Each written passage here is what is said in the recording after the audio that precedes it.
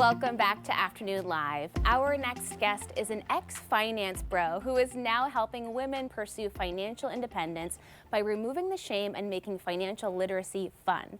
Here to share more, we welcome the author of How to Be a Rich Old Lady, financial educator and Portland native, Amanda Holden. Thank you so much for being here today. Thank you for having me. It is so fun to be back in my hometown, Portland. I know, we're so happy you're here. And guess what? I want to be a rich old lady someday. Okay, well, I wrote a book for you. Tell me about, I love how you introduced the book about this girls' trip that you went on when you realized through your work you had all this financial knowledge that you could share with your friends. Sure. Through work, I was working in investment management. I was learning this skill, learning this language of money, and I totally took for granted that my girlfriends were not also learning this information. And so it took this wild trip to Reno where one morning over some, burnt coffee and some eggs, all of these gals were asking me questions about their 401ks and their investments. And that's when it really hit me that, okay, I have a lot of information to share. Yeah. And so it wasn't until a few years later that I actually quit working in investment management, left, thought I was walking away from finance altogether, but just this idea kept gnawing away at the back of my brain, which was, you have this really valuable skill. Yeah. Maybe you should go and do something with it and teach other women. And so that's what powerful. I did. Yeah. You've helped so many people already. And I think, do you find that people forget sometimes that it wasn't too long ago that women really weren't even allowed to have a seat at the table in terms of these financial conversations, and we have to acknowledge that we're still catching up in a lot of ways. We are still catching up. I always tell my students that don't believe the propaganda, the personal finance propaganda that you are bad at money. Right. Because it's not that you're bad at money, it's that we are dealing with centuries of economic oppression, right? It is just a generation ago that women could be legally disbarred from having a bank account, having a credit card, work in certain professions. And so we are still massively playing catch up. Yeah, there's still a lot to learn, but thankfully we have you here to help teach us. Tell me about the concept of becoming a rich old lady, because it can look different to everybody. Do you have specific things that you dream about someday in your future? Sure. So I'm going to be, when I'm like 70, 75, I'm going to be jetting off to Italy with my significantly younger lover. Yes.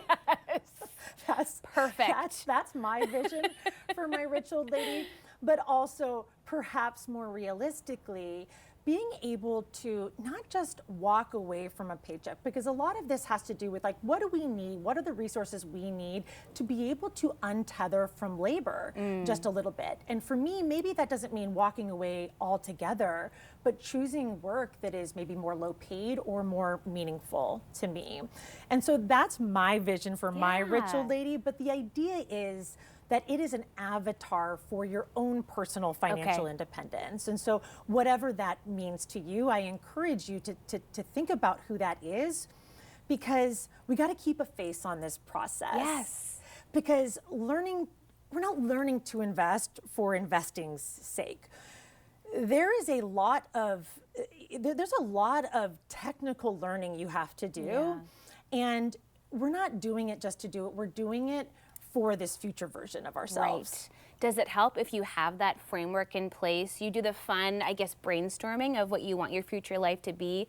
Does that help motivate you to get through some of the more technical, what seems like mumbo jumbo to a lot of people? Exactly. That's what I tell my students to do and my readers to do, is just keep a face on this process. Yeah. And that face just happens to be an adorable, slightly wrinklier version of the face that you have now. Tell me about the concept of the gap and how powerful that is as a tool for us that we can start using today. Sure. So I use the term gap to reference the surplus you have between the amount of money that is coming in, your income, and the amount of money that is coming out, which that's your expenses.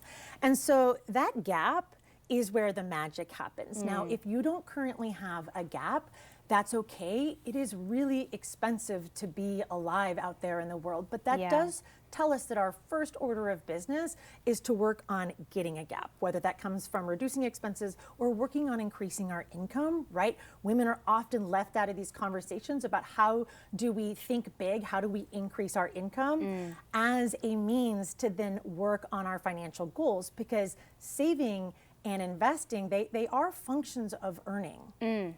That's such a great place to start too.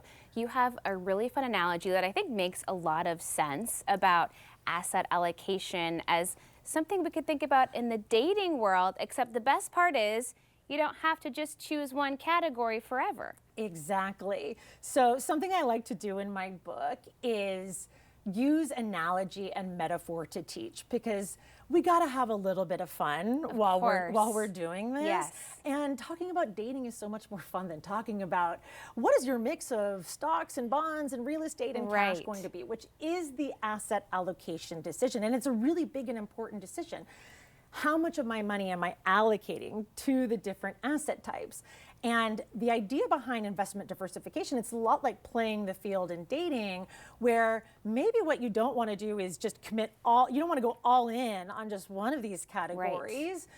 You date lots of them, because sometimes this one is better and sometimes this one is better. You don't have to get married to any one of these guys. And they're totally different in terms of risk and reward, right? I mean, that makes sense to me in terms of dating and in terms of financial gain too. Exactly.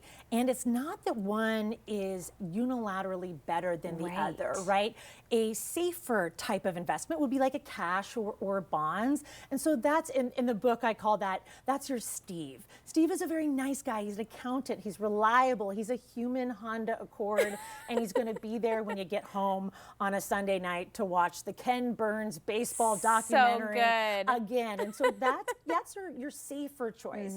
But then you have Guy. Guy is the lead singer of an up-and-coming band.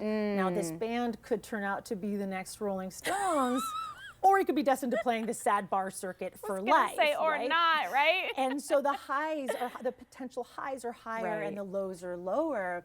And by the way, that's closer to something like investing in the stock market. Right. And the idea is, again, that it's not that one is necessarily better than the other. It's just that they serve different purposes at different times. And again, probably a good idea to have a mix. Well, and you've got this great message that once we do learn some of these basics, we can really do a lot of automating for ourselves so that we're not constantly plugged in and thinking about this stuff all the time, and we can let our money work for us, right? Absolutely. The really nice thing about investing is really the learning curve happens up front. Right. You are learning a new language, and that is the language of money. And so we're going to get you through that. We can get you through it with the book. But once we do, the beautiful thing is that investing can actually be fully automated, totally easy, does not require fretting or monitoring, which I think is important to point out, because to me, investing is only useful to the extent that it allows us to go on and live these cool lives. Right. Yeah, they say you're not supposed to check your stuff every single day. That'll drive you nuts. It's a long-term play. Thank you so much for stopping by. We're so thrilled for you. Thank you so much for having me. It's wonderful to be here. Of course, so fun to celebrate your book. Okay, Amanda has a book event tonight at 7. It's at Powell's on 10th and West Burnside. We'll have all those details for you on our website. The book again is How to Be a Rich Old Lady. For more information, just head to katu.com. We'll be right back with more Afternoon Live right after this.